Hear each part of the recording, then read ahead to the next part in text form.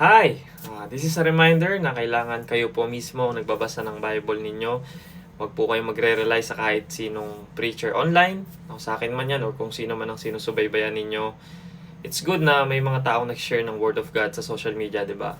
Pero kailangan pa rin po nating i-check on our own yung mga sinasabi. Always go back to the scripture. Lagi ko pong binabanggit na let all man be a liar, let God be true. And gusto ko lang share sa inyo to because this platform, this page is growing so fast. Kaya lagi ko pinagpe-pray kay Lord na i-maintain yung humility ko every day. Kasi let's all be real. Pag may mga ganitong malaking platform, kasama dyan pride eh. Maaaring maging proud ako sa sarili ko. Kaya araw-araw ko rin pinagpe-pray na bigyan niya ako lagi ng boldness to share the truth.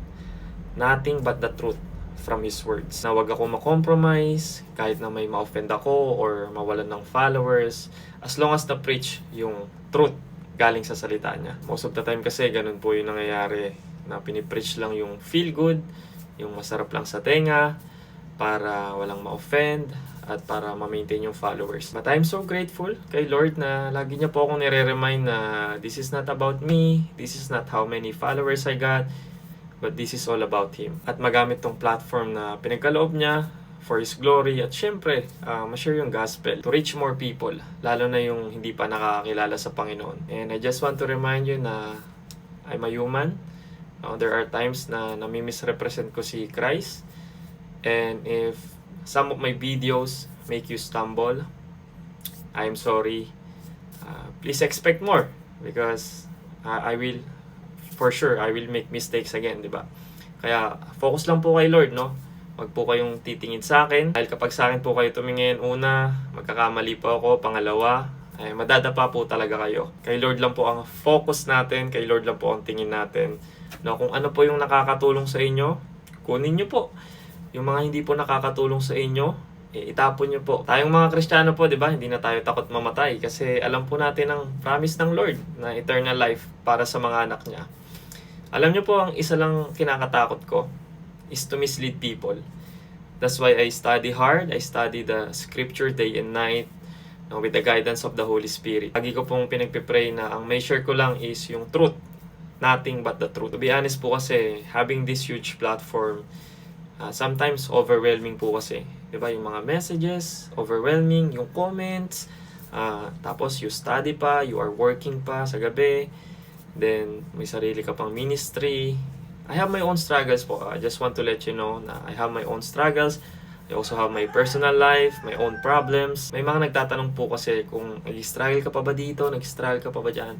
Of course po, I also have my own problem. At ang battle natin kasi nasa utak, di ba? Kaya nga sabi, we struggle more in our mind than in reality. Kaya kung isa po kayo sa mga na-inspire or na-motivate mag-online ministry, kung sa tingin nyo po ay yan po talaga ang calling ninyo, pag-pray nyo po talaga, pag-fasting ninyo. Kasi hindi lang naman po isang congregation ang hawakan ninyo, no? Actually, ang magiging audience nyo dyan is lahat ng denominations, lahat ng religion. So, imagine 44,000 denominations. So, kahit sobrang galing mo mag-preach, kahit biblical, talagang people will disagree. And that's reality. You need to be ready for that. Kailangan din matatag ang loob mo, no? In my experience, talagang merong mga tao na they will watch you carefully.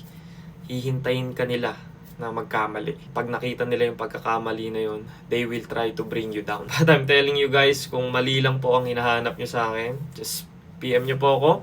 Ako na po magbibigay ng lahat ng pagkakamali ko sa buhay ko. I'm so grateful sa mga prayers po ninyo. Grabe yung pasasalamat ko kapag ini-include nyo ako sa prayers ninyo. Kailangan ko po yan talaga every day. Kasi 'di ba, the prayer of a righteous person is powerful as it is working. At lahat tayong mga Kristiyano ay righteous. We are God's righteousness in Christ Jesus. And yun lang, gusto ko lang po i-share sa inyo yun guys, na-convict ako na i-share sa inyo yung struggle ko. And a reminder lang po ulit, I am no perfect. I'm far from perfection. So I will make mistakes. Huwag po kayo tumingin sa akin. Focus lang po kay Lord. Tingin lang po kay Lord. Dahil pag sa tao, matitisod po talaga kayo. Study the Word. Pag-aralan po ninyo ang salita ng Diyos day and night para po hindi tayo maliligaw. This is also to encourage you that what we suffer now is nothing compared to the glory that He will reveal to us later. Amen po. God bless po sa inyong lahat.